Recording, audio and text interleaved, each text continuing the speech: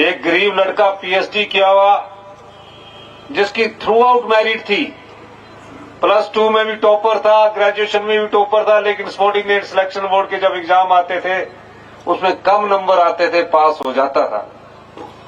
मैंने जब उसकी सारी मार्कशीट देखी, उसके बाद मैंने विजिलेंस के अधिकारियों को बुलाया।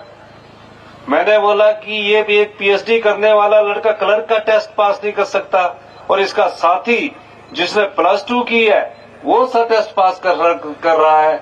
तो मैंने उसी समय ये समझ लिया कि सबॉर्डिनेट सिलेक्शन हमीरपुर में कोई घोटाला होने जा रहा है। जाल बिछा, और सही मायने में जितने भी पिछले 5 साल से पेपर हो रहे थे उनमें पेपर बेचे जा रहे थे, उसमें उस सबॉर्डिनेट सिलेक्शन बोर्ड के कर्मचारी सम्मिलित थे। मेरे पास रिपोर्ट आई, उन्होंने कहा कि ये युवाओं के भविष्य के साथ खिलवाड़ है, मुझे फैसला करना था।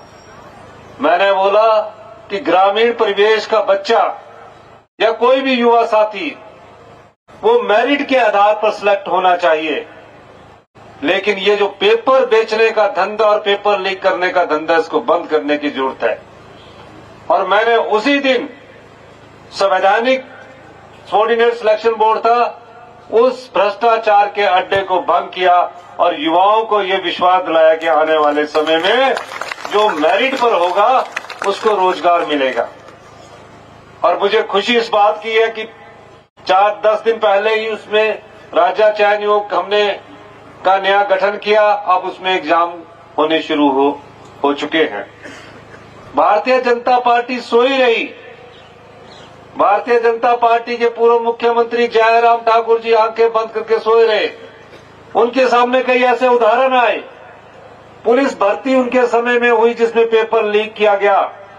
हजारों युवा जो पुलिस भर्ती में बैठे, जब पता चला कि पेपर लीक हुआ तो उस पेपर को भंग किया, लेकिन दोबारा से उस पेपर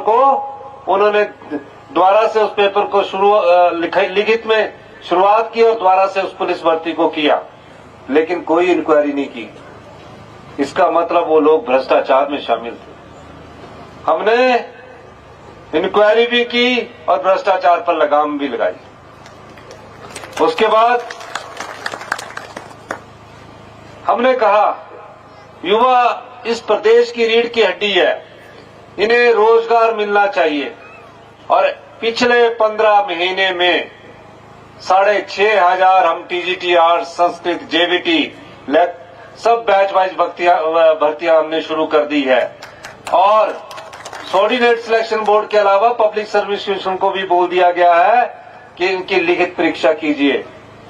20,000 हमने रोजगार के अवसर इस 15 महीने में पैदा किए, जिसमें वन मित्र, आईपीएच में 10,000 पोस्टें हैं, पुलिस में 1261 पोस्टें हैं, पटवारी की 9,984 पोस्टें हैं।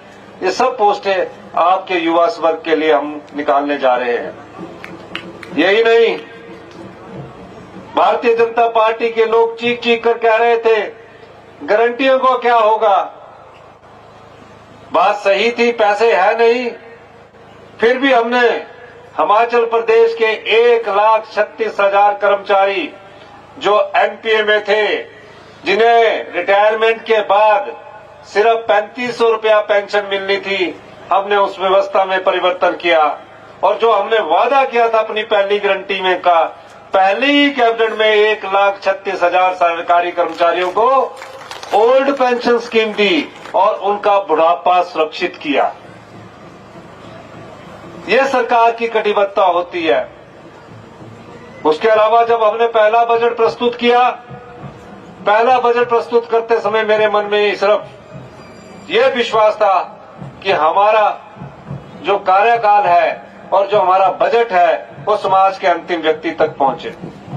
उस दिशा से हमने कार्य करना शुरू किया।